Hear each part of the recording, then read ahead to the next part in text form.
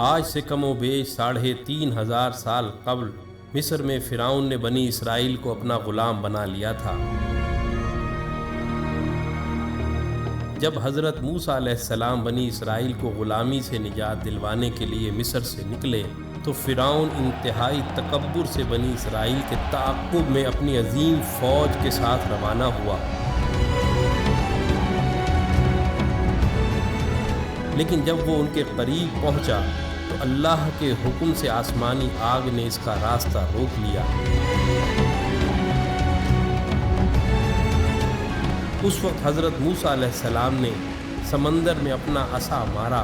تو بحر قلزم 2 حصوں میں تقسیم ہو گیا اور لاکھوں کی تعداد میں بنی اسرائیلی سمندر کے درمیان بننے والے اس عظیم راستے سے گزر گئے۔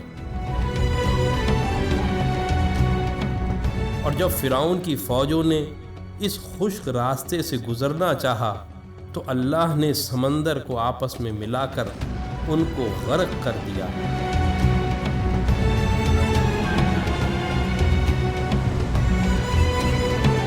یہودیوں اور عیسائیوں کے عقیدے کے مطابق فرعون کی تمام فوج تو غرق ہو گئی تھی،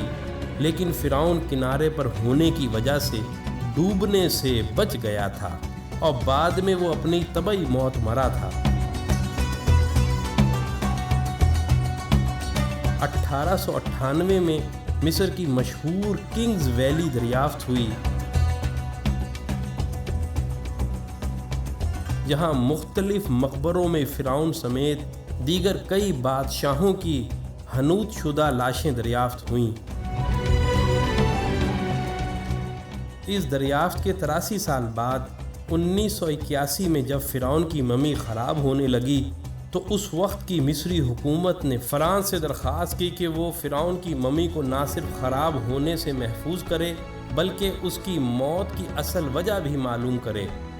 جب فرعون کی ممی کو ایئرپورٹ پر لایا گیا تو فرانسیسی صدر متراں سمیت تمام وزراء، افواج کے کمانڈروں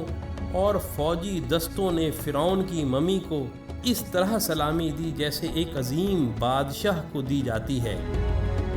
اس کے بعد فرعون کی ممی کو ماہر ڈاکٹروں کی ٹیم کے حوالے کیا گیا جس کے سربراہ ڈاکٹر مورس بوکائے تھے۔ ممی کے مائکروسکوپک ٹیسٹوں سے پتہ چلا کہ فرعون کی لاش پر سمندری نمک کے ذرات موجود ہیں، جو اس بات کا واضح ثبوت تھا کہ فرعون اپنی طبعی موت مرنے کے بجائے سمندر میں ڈوب کر مرا تھا، جس کے فوراً بعد اس کی لاش کو سمندر سے نکال کر حنوط کر دیا گیا تھا۔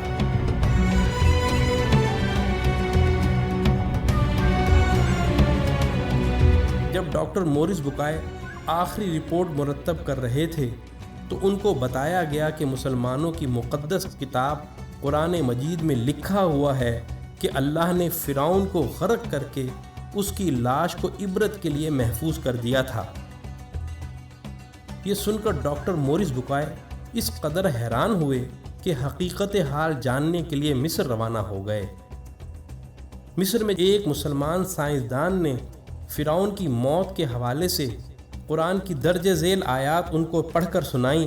اور ہم نے بنی اسرائیل کو سمندر پار کر دیا تو فرعون اور اس کے لشکر نے سرکشی اور تعدی سے ان کا تعاقب کیا، یہاں تک کہ جب وہ سمندر میں ڈوبنے لگا تو کہنے لگا کہ میں اس خدا پر ایمان لاتا ہوں جس پر بنی اسرائیل ایمان لائے ہیں۔ اللہ نے فرمایا، تو اب ایمان لاتا ہے حالانکہ تو پہلے نافرمانی کرتا رہا اور مفسد بنا رہا، تو آج ہم تیرے بدن کو سمندر سے نکال کر محفوظ کر لیں گے تاکہ تو بعد کے لوگوں کے لیے عبرت بن جائے۔ ان آیات کو سن کر انتہائی حیرت کے عالم میں ڈاکٹر مورس بوکائے کہنے لگے، قرآن کا نزول فرعون کی موت کے 2000 سال بعد ہوا، اور اس وقت اور آج تک کوئی فرعون کی ممی کے بارے میں نہیں جانتا تھا، لیکن قرآن نے اس کے بارے میں جو پیشن گوئی کی تھی وہ آج نزول قرآن کے 1400 سال بعد فرانس میں ممی کے مائکروسکوپک ٹیسٹوں سے سچ ثابت ہو گئی ہے۔ تو بھائیو، ایسا قرآن کسی انسان کا کلام تو ہو ہی نہیں سکتا۔ یقیناً یہ اللہ کا کلام ہے۔ یہ کہہ کر انہوں نے بھرے مجمع میں کلمہ پڑھ کر اپنے مسلمان ہونے کا اعلان کیا۔ یہی وہ ڈاکٹر مورس بکائے ہیں جن کی مشہور زمانہ کتاب